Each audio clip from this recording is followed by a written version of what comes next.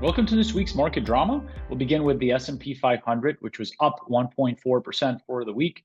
It is now up 18% year to date, and is less than 1% away from all-time highs.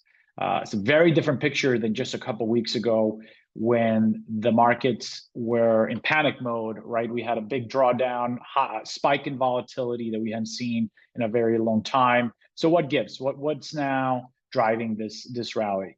Well, this past week, the biggest catalyst was the Jackson Hole meeting, where a number of monetary policy leaders meet every year. Think of it as the Met Gala of monetary policy. The who's there. They'll get to chat with each other, and there's a bunch of speeches.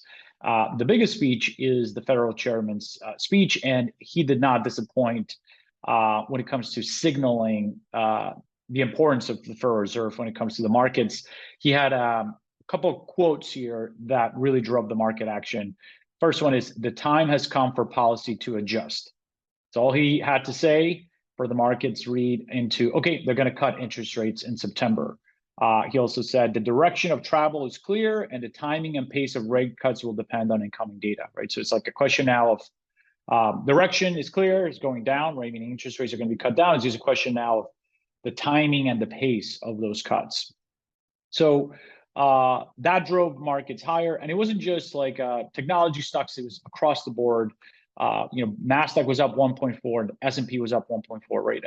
Small cap, large cap, all stocks kind of rally in the back of that. It's like a confirmation of the direction of monetary policy. So we expect now going forward, right, based on his comments, that the Fed's attention will be more balanced, not just focus on inflation, but they're going to start looking at labor markets and inflation a little bit more equally, rather than before it was like, look, no matter what happens with labor, we need to get inflation down. Now that inflation is getting closer to their target, they're going to have to look at both. It's going to be a more balanced approach. And this is important because, yes, they're going to start cutting rates, but we don't know when they'll stop cutting rates, and as well as how fast they'll cut rates. So there's still a lot, right, that will be data dependent. If inflation continues to come down, if labor markets continue to deteriorate, right, the Fed will probably have to cut faster and deeper in the coming months. So that is the biggest highlight and really what drove the action. Next week, we do have PCE data that will give us another look at how inflation is faring, as well as Q2 GDP second revision data gives us a sense of how the economy is faring.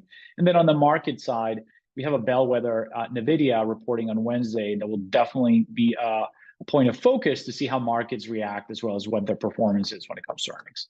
So that is it for this week. Stay tuned for next week.